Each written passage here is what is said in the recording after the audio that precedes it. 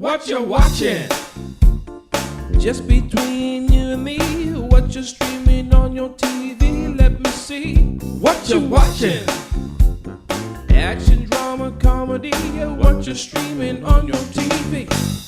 Welcome to our very special What You Watching edition of the Rubber Boots podcast, brought to you by betsafe.net. When I say very special, we do it pretty much every week now, right? Yes. Tuesdays. Yeah. So instead of very special, you could substitute the word Tuesday.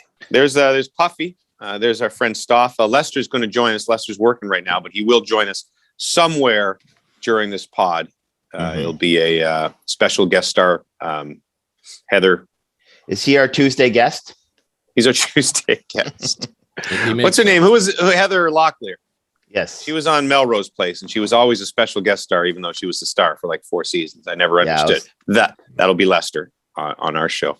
We're here this week to review the Netflix documentary, which I told you guys to watch, and I gave our audience a homework of watching the Tinder Swindler. Yes. So if you've not watched the Tinder Swindler yet, I don't want to. Should I tell people to stop to log off? We don't want to tell people to log off the podcast. Well, I'll say this: if you're not planning to watch it, you can probably listen in, and we'll let you know what's going on, and you can form your own opinions. If you plan on watching it, hit pause, run to your TV, fire this bad boy up, and then come right back to us. Here comes the Tinder Swindler himself. Oh, here comes the millionaire. It's Lester. Lester is joining us now for the Tinder Swindler podcast. You think he hears us now? We can play a trick on him. Anyway, yeah, really good comments, Stoff. Good comments, Puffy, and another great edition of the What You Watching podcast. We'll see you next week, everybody, and thanks for watching here on the Rubber Boots podcast. Hey, Lester. Unfortunately, we have to forego the Thursday podcast, but that's right. Such are the days. Hi, Lester. How are you? Good, guys. Good. Have you started yet or no? No, we're just finished. Sort of. Sort of. No, we just introduced the podcast, Lester. So you literally missed 1 minute, just long enough for people to miss you and click off because you weren't on. Yes. Oh, that's so kind. Thank you. Where the is Lester? I'm out. Oh, sorry. Stopp's right down. Swear word. 1 minute in. Yes. Have to beep that. Get the Tuesday pod up fast. I didn't swear again, by the way, Mom. My mom listens to the podcast faithfully now. Nice. No, she does not. She does not. That's the last thing I'd ever want her to do. Good call. Okay, we're going to be tight this week. We're going to be a nice, tight, crisp 20-minute What You Watching podcast. So let's get into the Tinder Swindler. We don't have to do a recap or anything like that. Let's just get into the crux of the issue here. First of all, thumbs up, everyone. Thumbs down. Did you enjoy the Tinder Swindler? Yes. Would you recommend it to your friends? I have told people about it, but it's a soft recommendation. This is lukewarm around the house.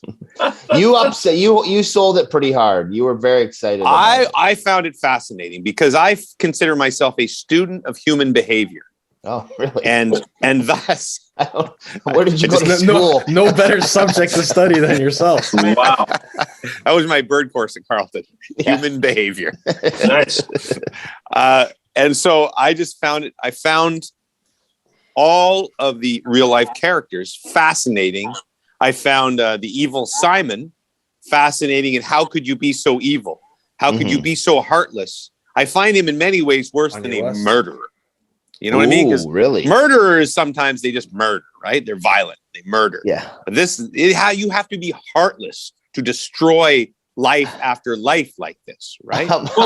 I'm going to say that the victims probably would rather have this happen to them than the murder. Or would they? Oh, I'm pretty sure Nicole Brown wishes that OJ was a swindler. and not the other thing. But again, Simon, as bad a person as OJ. No. Yes. No. Yes. No. Yes. Yes. OJ, it was just Simon with a knife. No, he just broke some hearts. That's all he did. You related to this guy, didn't you? No, no. He's a bad guy, but he didn't.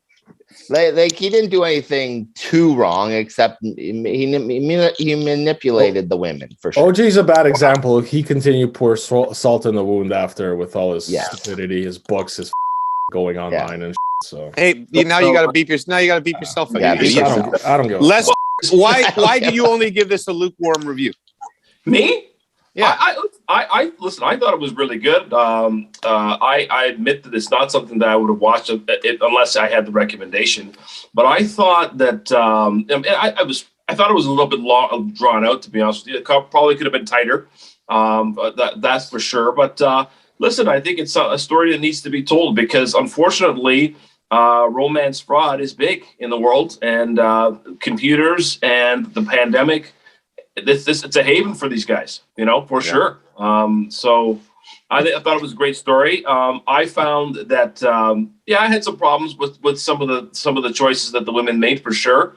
You don't want to victim blame, but at the same time, if you only know me for a week and you're going away somewhere, I mean, yes, he does a very good job of convincing them right away that he's got money, and he does, but it's just not from the sources he says it. And they make it very clear. It's essentially a Ponzi scheme. He's robbing from one person to pay for another one and support his lifestyle. So it's too bad. To be fair, the women don't know that until much later. Right. So yeah, I understand that. So I mean, listen, he's very good at what he does. There's no doubt about it. I mean, you can say what you want about it. As was OJ in Murder. Hey, there's no conscience there for sure, right? So definitely think about it in that standpoint, and they're the same in that regard for sure.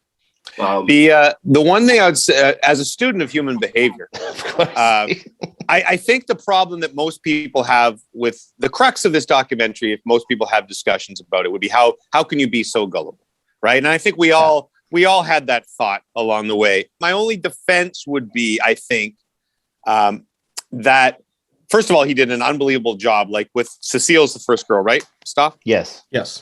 When he was very good is like he gives her a full month basically of the high life. A month. That's a lot of schemers are like in and out one day kind of schemers. Like to give her a month of risky. Private jets. Yeah. Like he had her hook, line, and sinker that way. And I think, once he starts asking for money, obviously red flags. I don't think any of us would fall for this, but when you want so badly, clearly she's madly in love with him, and you want so badly to believe it, then you will do dumb things and not act rationally. And second, Puffy, and I think you can relate to this, or me with my stocks, when you start digging yourself a hole in gambling, right? I think that you become more and more desperate.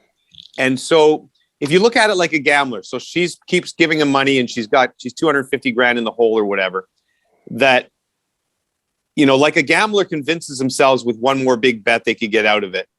Or if Jimmy just finds that one stock, that one crypto, then you can see, I'm sure part of her mind's going, oh, this might be a trap, but I'm so deep now. I just got to hope it's not and hope that I'm right, because that's my only way out of this right now. That's kind of what I think was their only rationale of thinking that way. I don't, for me, I think it's a lot more, he did a very good job picking his victims. I think that part kind of went under-recognized, and he definitely sought these types of women out. When you say types, do you mean naive or looking for that lifestyle or what? Looking for that lifestyle, I guess he would look for something where they would be gullible to an extent. Now, at the same time, we're all critical. It's very easy looking from, third party wise at what happened and saying I would have never. At the same time, none of us are, single women right now on Tinder looking for love in, a somewhat vulnerable state. So I guess it's really hard, it's maybe not even appropriate to judge, but at the same time, like there are those tipping points that, I guess you can be blinded by love very easily, but this guy's gives you this lifestyle for a month, like you said. And then all of a sudden he has a super powerful family and none of them can help him. Yeah. Like that to me would have been the number one thing. The other thing is he clearly has a lot of enemies as he keeps referencing to them every other text.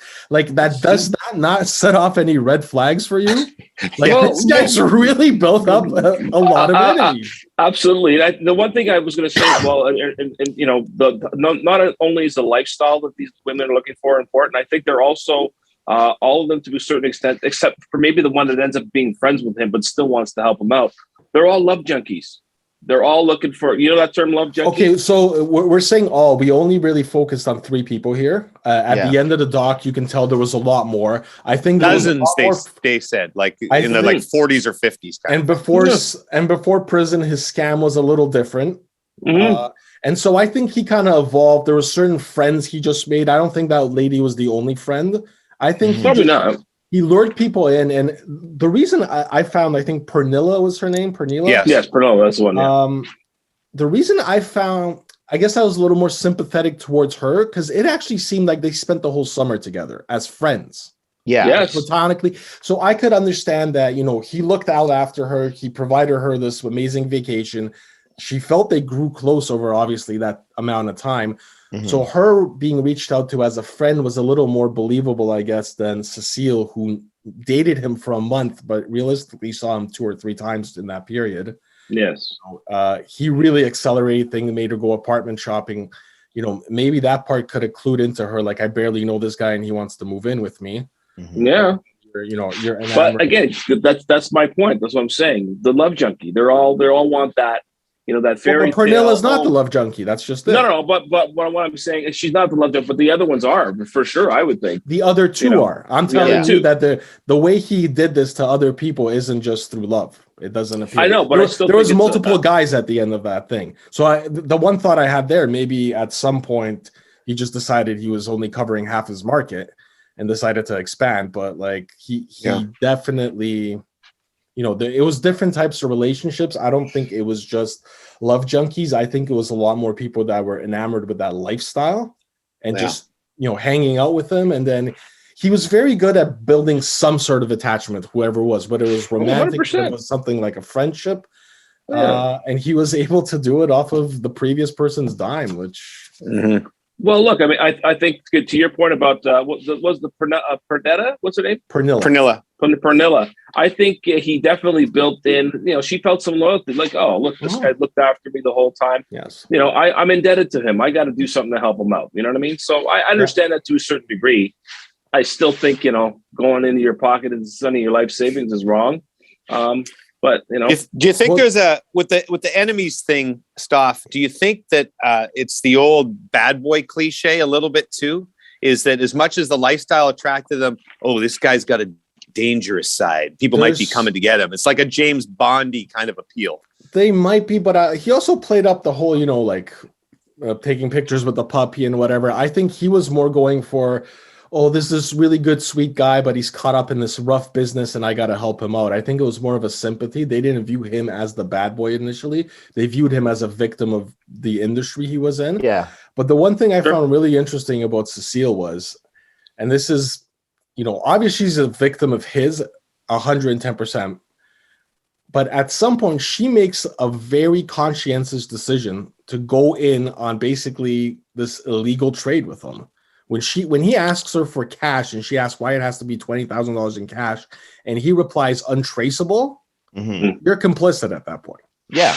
So she was down for whatever. It's just that goes to my point about she was all in no matter what. Like she just exactly. So she was willing to do whatever for him, including illegal things. The thing she didn't realize is she was the victim.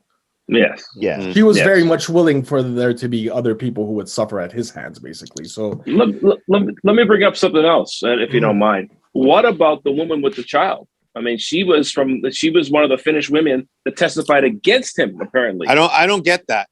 Yeah. So I mean, what happened is he knocked her up. She did testify against him. She probably got something out of that. And then once he got out of jail, he probably contacted her saying, "Look, you know, you help me out with this, and I'll take care of us." Yeah, basically. He took care of her and the kid. Well, that's the only thing I can think of. And she clearly played a role in helping condition these girls into thinking that he's a good guy. She might be worse than him. Yeah, not worse. No, definitely not worse. Not worse, but she's complicit. No question. But Puffy's trying to shoot this guy all kinds of bail. You know? But also, no, the untold story in this is how many people that he tried it on, didn't fall for it. And So like that- just went partying with this guy for a month. And then he's like, that's what I would have done. That and was then he the- would have been like, Sure. Puff, I need some cash. And I'd be like, bro, I am just the money mark not in working for me. I'm broke. Sorry, I'm man. broke. I literally wrote this question down at the end here. How many girls got a free ride? Like they either picked up that something wasn't right or just weren't into them and spend thousands of somebody else's dollars and just said peace out. For sure. Yeah. I wish It's they'd have entirely found. possible. I wish they would have found one Yeah. because Yeah. There's that got to would've be been- some, right? Though, like, Yeah, there's no way this guy batted 1,000 in 100%. terms of. If he batted 50%, he Yeah. would have been crushing it. Like, there's no way Absolutely. he even did that well, I'm guessing. That's crazy. probably 10. Yeah, maybe one out of unless every. he was that good at choosing people. Yeah. Maybe Well, so. that's the thing, because those first dates were very expensive, though. If you think about it, 100%. Private he's jets. flying and his stuff. whole crew out. Like, Well, listen, I look at it no more different than a real estate agent. You spend a bunch of money to stage a house, and then you cash in when you sell the house. That's it. Yeah. You know what I mean? Have any of you guys ever been swindled?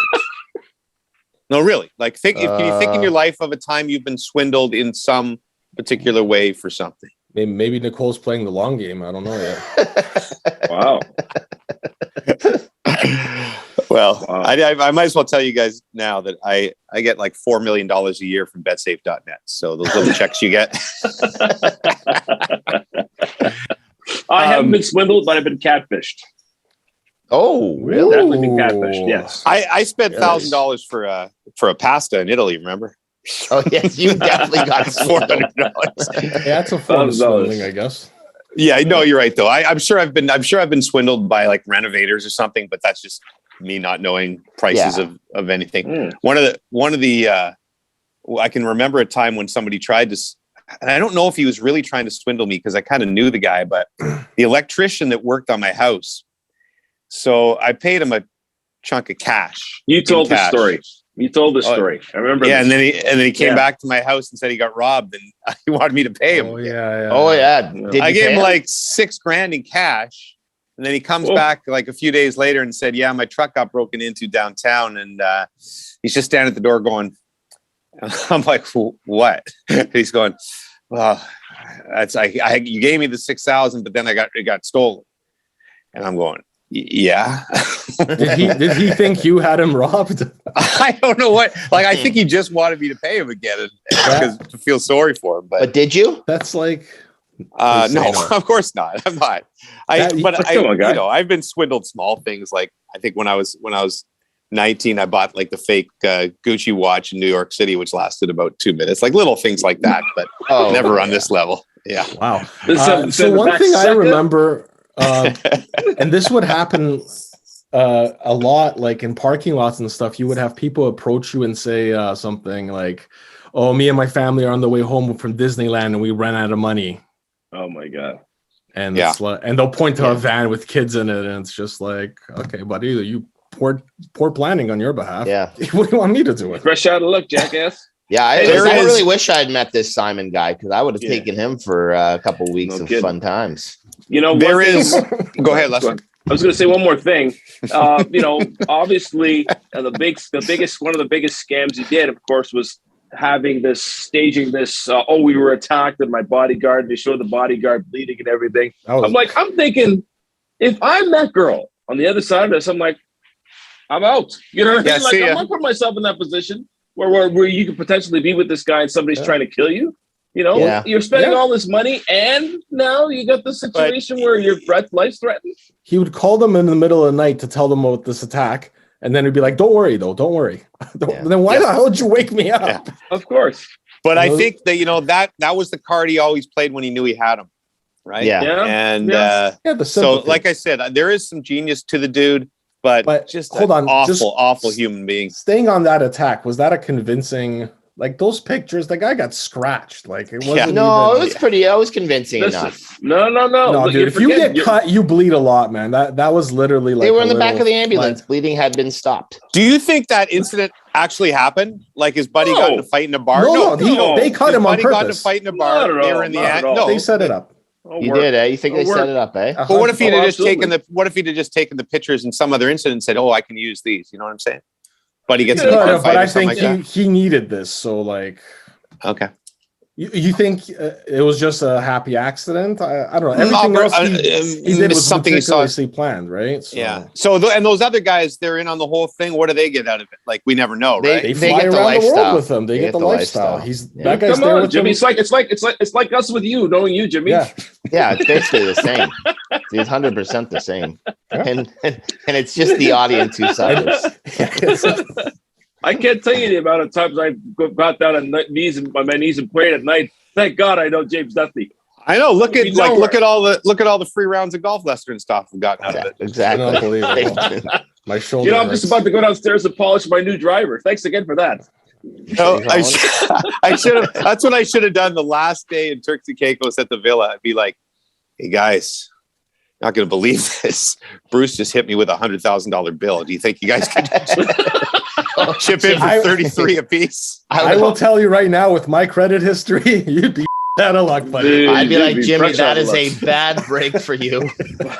So I'd be like, get some sunscreen, motherfucker. You've been there for a long time. Yeah. You better get another job.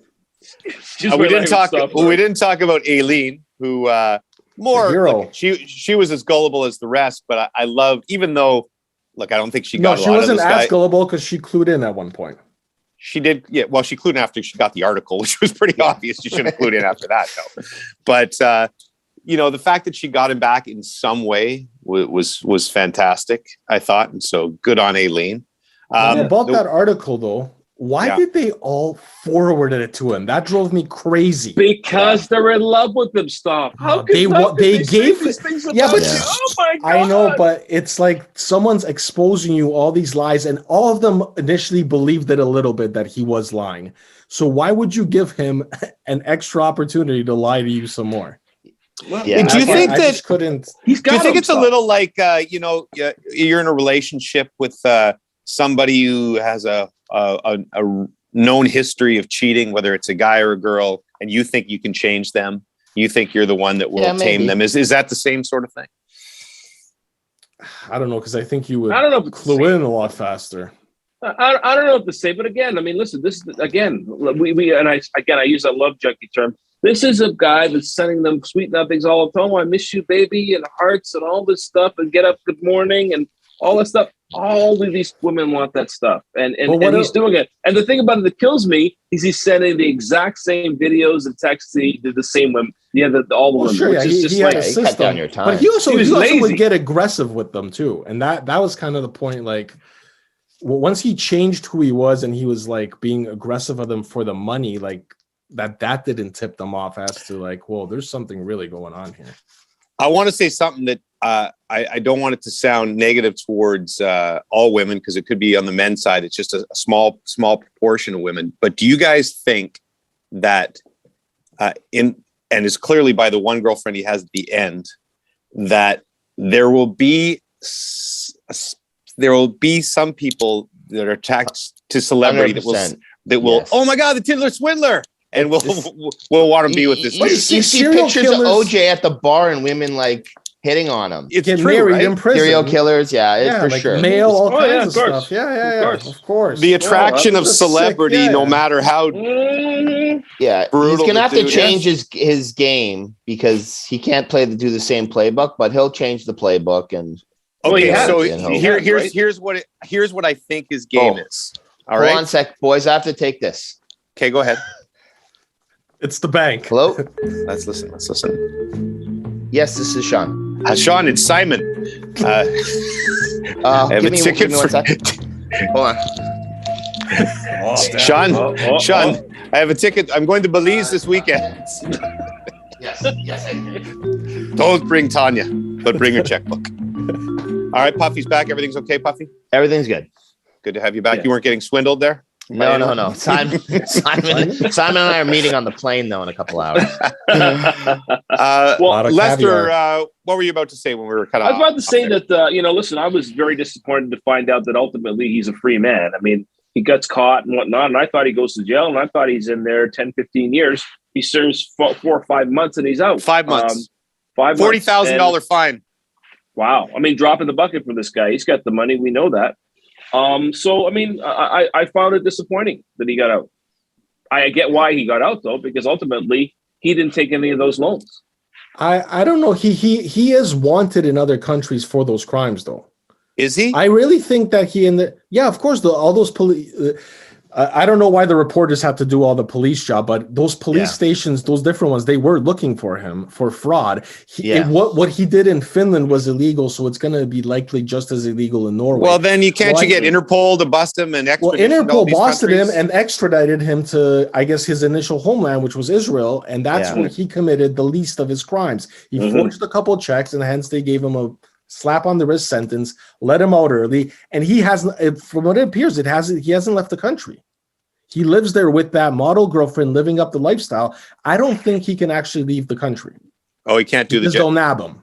Right. Now, we could use some more clarification on that. That's the one thing that the doc really was sparse on. It failed at that. Yeah. But I think in general, in watching these stories, this is where the law is at its weakest, is in prosecuting people who swindle like this. And this is not the first case where guys get off incredibly lightly. No, definitely not. I think just before Puff took his call, I was going to say, we were talking about what his new game would be, right? That he has to change his game. Yes. I did hear or read an interview with him that he is going to tell his story on February, well, maybe he's already done it. No, so it was a bluff, basically. Okay, it was a bluff. But what he said was that I was acting in the Netflix doc. So I think what his game is now, and what he will try to tell women, is that he knew when the secret cameras were on him. And this is just Netflix pulling a scam, turning a fictional story into a documentary, and that it's all BS, and that he was just acting. Which I don't know how he'll pull that off, but that's what he was trying to say, is that during the documentary he was acting. So I don't even about what is that like? He was texting him from his own. I mean, look, this is a bullshit. He's gonna keep bullshit. Like it's not. He's trying to say that he was playing the role of this guy, and that the women knew all along. Basically, is what he's trying to say, which is total BS. But come on, this is what he's going to try. He's a liar. He's a liar. Along those lines, like there is, and by the way, I am in no way, these girls are victims. You know, I'm not saying in any way that they had this coming and deserved it, but there's a way of looking at this that all of them crave this lifestyle that he provided for them, and granted, he implied he would provide it for them, but all he did was he stuck them with the bill after. Yeah. Like they actually are the ones who paid for their own nights out in a way. They were just paying for somebody else. So the $250,000 or whatever that Cecile racked up, that's probably what it cost for her to have those few months. That's interesting. It's an interesting way to look at it. Now, in order for it to not be a crime and not to be immorally, you are criminalizing the victim. Of course. No. Yeah. So this is what I'm saying. Like, in order for it to not be morally wrong, he would have had to tell them this, that like, hey, you're exactly. He would have had to at least imply that they'll be paying their own way. When you invite a woman on your own private jet, she's going to think everything's paid for. So it's wrong off the bat. I'm just saying, in terms of the lifestyle they were after, they ended up paying for it, and it just comes back to that one thing. Sometimes in life, things that seem too good to be true are, and there's a price for everything. I agree with that. And those are harsh lessons for those particular women to learn, because they're massively in debt now. But for the rest of us, it's probably a good. Let me add one more thing about this, and I appeal to. I mean, first of all, well said, Stoff. I agree with everything you said there. Let me ask you this, though, gentlemen: if the Tinder Swindler was a female, and was scamming all these guys, do you think she'd be more successul? Well, she would. Okay, fair enough. But guys are so much dumber. Yeah, Puffy would be broke.